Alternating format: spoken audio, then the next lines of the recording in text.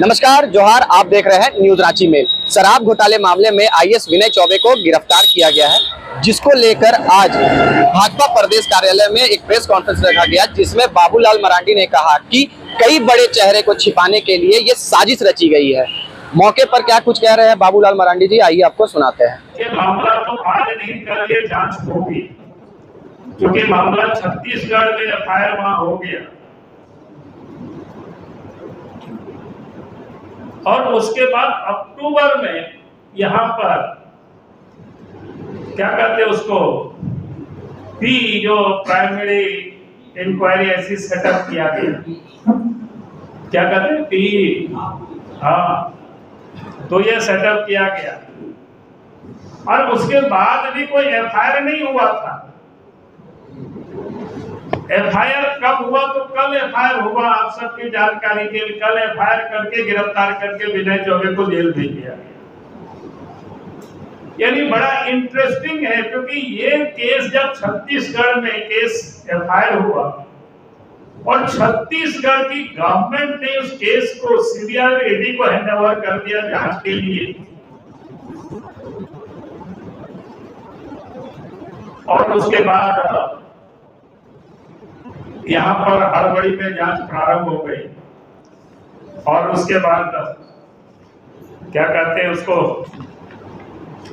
उसको जेल में डाल दिया।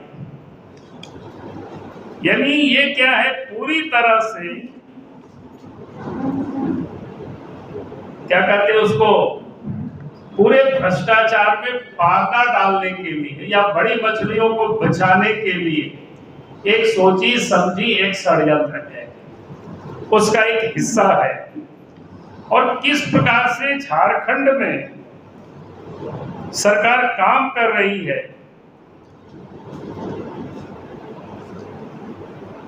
उसका मैं एक दो विषय जरूर कहूंगा कि आप सब लोगों को ये जानकारी राज्य को होनी चाहिए। क्या आप सबने देख रहे होंगे झारखंड में आज मुख्य सचिव क्या कहते हैं डीजीपी नहीं है। 1 तारीख से लेकर के आज कितना तारीख हो गया, 21 तारीख हो गया, इन्हें बिना डीजी के है।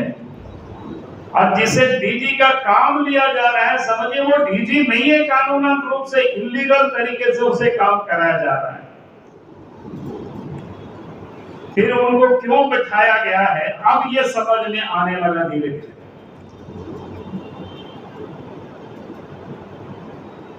इस केस से पहले भी 2 सीओ है जो ईडी के चार्जशीट में प्रमुख गवाह है, एक मनोज और एक शैलेश। और बाद में इन लोगों के ऊपर एसीबी ने केस कर दिया, क्योंकि इसलिए एसीबी ने केस किया और उनके यहाँ छापामारी किया।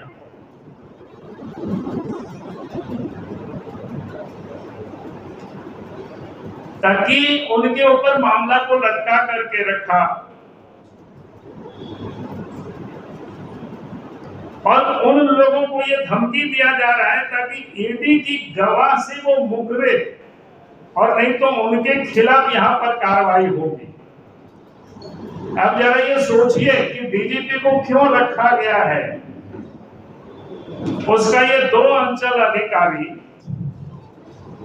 मनोज और शैलेश जो ईडी के चार्जशीट में प्रमुख गवाह है, और उन गवाहों के ऊपर बाद में एसीबी ने केस दर्ज किया। बड़ा इंटरेस्टिंग खेल है, ये सब चल रहा है झारखंड में। और उनके यहाँ छापामारी भी एसीबी ने किया और अब उन लोगों से ये कहा जा रहा है कि भाई ईडी के गवाह से मुकर जाओ, नहीं तो तुम्हारे खिलाफ कार्रवाई होगी। उसी प्रकार से अगला जो मामला है, जमीन से जुड़े हुए मामला, ईडी के 3 प्रमुख गवाह, जहां गवाह जो है उमेश टोपो, राज लकड़ा और प्रवीण जायसवाल पर भी भारी दबाव डाला गया लेकिन वो लोग अपने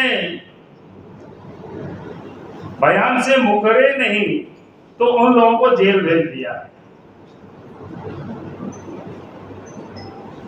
अब छत्तीसगढ़ में ईडी की जांच चल रही है। अगर इस जांच में अधिकारी सच बोल दे तो झारखंड की कई बड़ी मछलियां फंस सकती है। इसलिए इन अधिकारियों को पहले एसीबी की कार्रवाई में लपेटा जाता है। आज जो एसीबी में चौबे को अंदर किया गया वो इसलिए ताकि वो सीबीआई और ईडी के सामने सच ना बोल पाए। यानी इसको क्या बोलते हैं, तो डाल तो हम पात पात। छत्तीसगढ़ में जांच शुरू होती है और फिर यहाँ एसीबी की जांच शुरू करती है। छत्तीसगढ़ में ईडी, आपको बताया, छत्तीसगढ़ में ईडी जांच जारी रहते हुए आप वहां सीबीआई केस सौंप दिया गया, तो यहाँ एसीबी फटाफट एफआईआर कर गिरफ्तार कर लेती है। अगर ये साजिश नहीं है तो मुख्यमंत्री ये कैसे कह सकते कि उन्हें इस घोटालों की जानकारी नहीं थी। मुख्यमंत्री 19 अप्रैल 2022 को यह उन्हें पत्र लिख चुका है।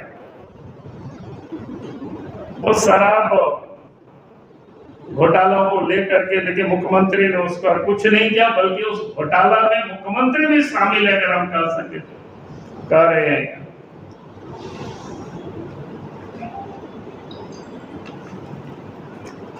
और आज वो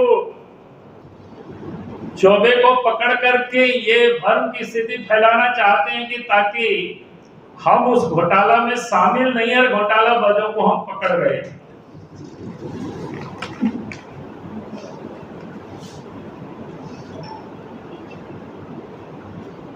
इसलिए मुख्यमंत्री को यह बतानी चाहिए कि भाई उस पत्र पर उन्होंने क्या कार्रवाई किया था। 19 अप्रैल 2022 को जो मैंने पत्र लिखा था मुख्यमंत्री को, उस पर उन्होंने क्या कार्रवाई किया था कि ये उस पर उनको बतानी चाहिए।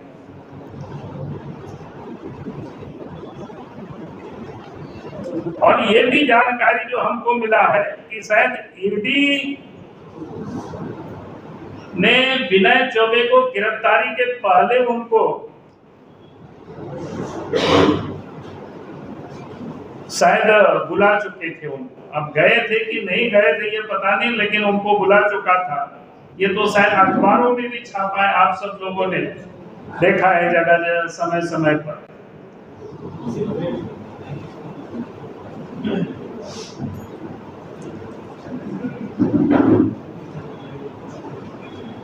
इसलिए हम ये मांग करते हैं कि एक तो जब इस घोटालों की जांच सीबीआई और ईडी कर रही है, तो फिर झारखंड में भी इससे जुड़े हुए जो मामला है, मुख्यमंत्री को सीबीआई जांच के लिए अग्रसरित कर देना चाहिए, उसको लिख देना चाहिए, ताकि मामला तो राज्यों से जुड़ा हुआ है। ये और मैं एक दो बात इस शराब से ही जुड़ा हुआ है। हाल के दिनों में अखबारों में भी छपा है, हाईकोर्ट तक भी मामला पहुंचा था। 2 प्लेसमेंट एजेंसी जिन लोगों ने फर्जी क्या कहते हैं बैंक गारंटी जमा किया, उन लोगों ने कोर्ट में भी जाकर के फर्जी वाला ये दिखाया और बाद में केस को उन्होंने विड्रॉ किया है। लेकिन आश्चर्य ये होता है, विभाग ने अभी तक उन लोगों के ऊपर कोई कार्रवाई नहीं की, कोई एफआईआर नहीं किया। इससे क्या सिद्ध होता है? इससे तो यही होता है कि भाई इन लोग सारे के सारे लोग मिले हुए हैं और मामला को इधर से उधर घुमाने की ये लोग कोशिश कर रहे हैं।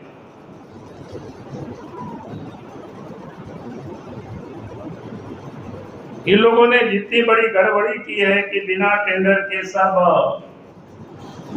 दुकानें बांट देना, एजेंसी को दे देना, पैसे वसूला। इसलिए हमने जो कहा है कि सीबीआई से जांच हो और बैंक गारंटी, फर्जी बैंक गारंटी के जो कंपनी है उनके अधिकारी है उनके ऊपर एफआईआर दर्ज हो। तो ये सारे विषय था। तो मुझे लगा कि आज आप सब लोगों को थोड़ी सी मैं जानकारी दे दूं ताकि आपके ध्यान में भी आ जाए। और बाकी तो बहुत सारे विषय हैं, लेकिन ये आप सबको मैंने संक्षिप्त में कागज पत्थर तो मेरे पास ढेर सारे, मैंने कई चिट्ठियां लिखी है, कोई एक दिन मैंने नहीं लिखा है, 18 को भी मैंने लिखा है, दिसंबर में भी मैंने पत्र लिखा है, 22 में। तो सरकार को, राज्य के मुख्यमंत्री को समय समय पर हमने उनको अवगत कराते रहा, लेकिन झारखंड सरकार लूटने में लगी हुई है, आज भी उस लूट को ढांकने में लगी हुई है। लेकिन मैं हेमंत सोरेन जी को कहूंगा कि अगर वास्तव में वो चाहते हैं कि आप भ्रष्टाचार समाप्त हो, भ्रष्टाचारियों पर कार्रवाई हो, तो इस पूरे मामले सीबीआई को भेजे, और नहीं तो कितनों भी ढांकने की कोशिश करेंगे, जांच होगी और फिर जो भी दोषी होंगे वो जेल जाएंगे। और लास्ट में एक बात मैं कहूंगा, जो जानकारी मिली है, जब विनय चौबे जी जेल में है तो अपराधी,